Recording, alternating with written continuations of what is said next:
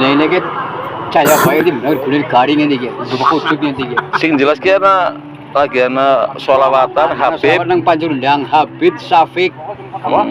Habib Muhammad Syafiq. Habib terus Panjurendang. pengunjungnya kayak orang lalat. Pengunjungnya ora akeh, wong anu nggone langkat ciut. Pedagangnya pada balik kabeh. Mereka ya malah seneng dari kerja ya orang kene. Iya kan ya. Terus saya tidak terima kasih kayak wong karang bawang si barang terima kasih sekali. Ini saya lagi wawancara sama Linmas Panjurendang, Samandan Karso. Ini.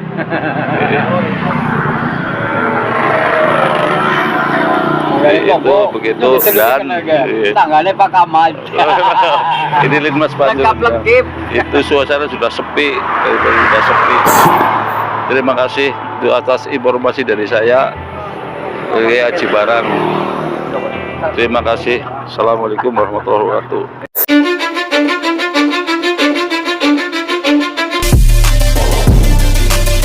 Kita semua sudah mendengarkan ya cuplikan video bersama Bapak Linmas.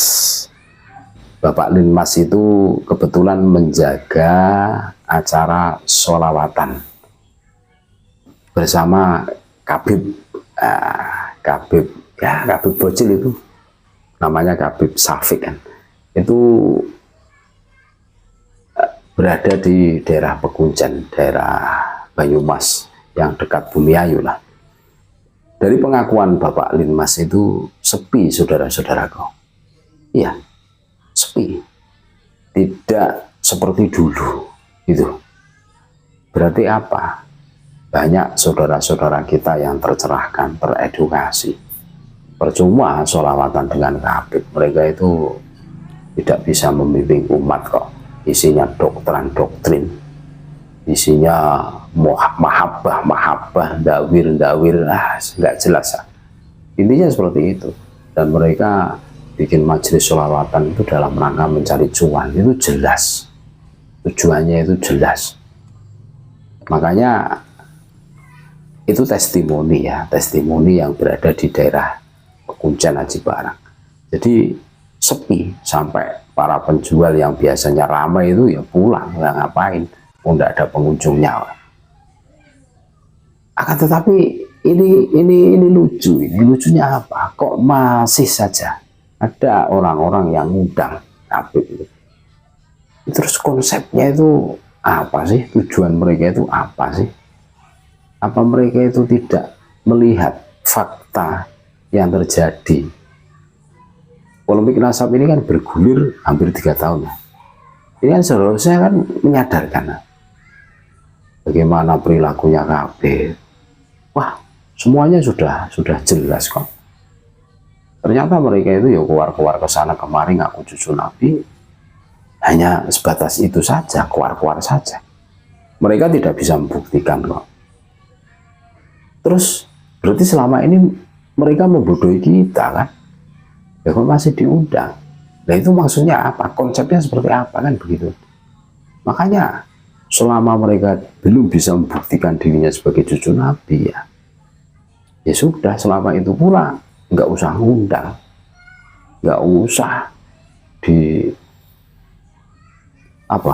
diberi panggung, selesai kan? Ya untuk apa sih diundang? Mereka itu sudah bohongi umat selama ini kan, karena mengaku cucu Nabi. Dan ketika ada tesis dari Kiai Haji Madhuddin Usman Al-Bantani, mereka tidak bisa membantahnya.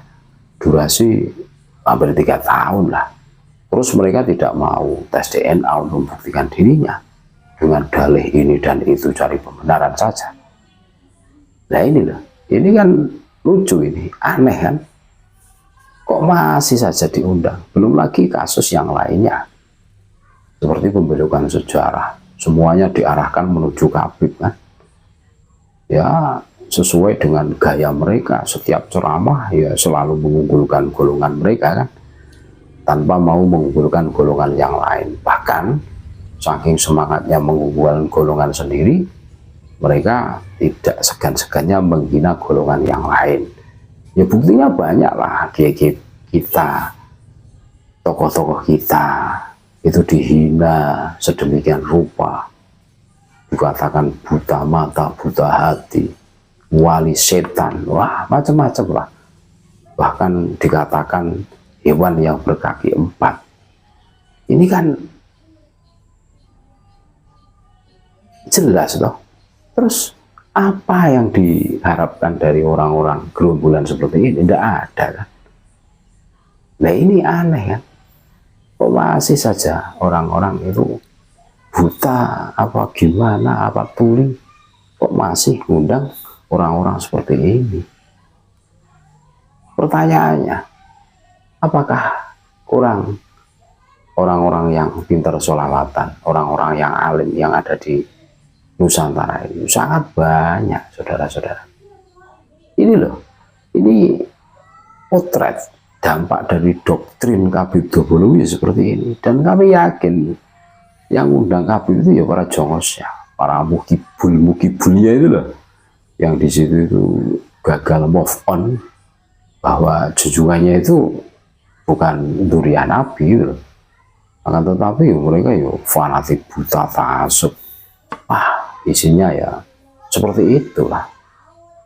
Makanya seharusnya menyadarkan ketika majelis sholawatannya Habib ini sepi ya, berarti masyarakat umat itu sudah tercerahkan, tersadarkan, ya kan? Untuk apa kita rajin sholawatan bersama Habib di lapangan umpamanya? Akan tetapi kita malas bersolawatan di rumah. Kami tidak anti sholawatan. Tentu yang lebih afdol itu sholawatan yang di rumah, ya sendirian di dalam kamar menghadap kiblat. Terus kalau perlu nangis ya nangis. Ini kan kebulak dan kebalik. Rajinnya generasi muda kita sholawatan itu pada saat di lapangan, terus lambaikan tangan, angkat tangan semua ke atas, ya kayak konser. Terus yang punya HP nyalakan lampu HP-nya. Nah ini ada pergeseran nilai-nilai budaya kita tanpa kita sadari. Makanya sepi, berarti sudah banyak yang tercerahkan, tersadarkan. Betul saudara-saudaraku, ini sebuah realita dan ini seharusnya menyadarkan para kabit. Tidak usah memaksakan diri. Kalau kalian itu bukan zuriyah Nabi, bukan cucu Nabi, ya sudah kalian hidup berdamai saja, legolah. Hidup apa adanya. Itu kan enak, tidak usah memaksakan diri menjadi junjungan di negeri orang, menjadi bos besar yang harus dihormati. Wah, berat. Karena kalian tidak bisa membuktikan diri. Itu kan. Terus seumpama dituntut dari segi ilmu juga kalian tidak mampu lah. Iya, kebanyakan kalian itu tidak pernah mondok karena terlalu semangat saja mengumpulkan nasab, jadinya malas-malas kan, itu kan. Jadi itulah testimoni dari saudara-saudara kami yang ada di Aji Barang ya, Pak yang di situ itu konser sholawatannya Habib sepi, saudara-saudara. Terima kasih, tetap NKRI harga mati Nusantara milik kita.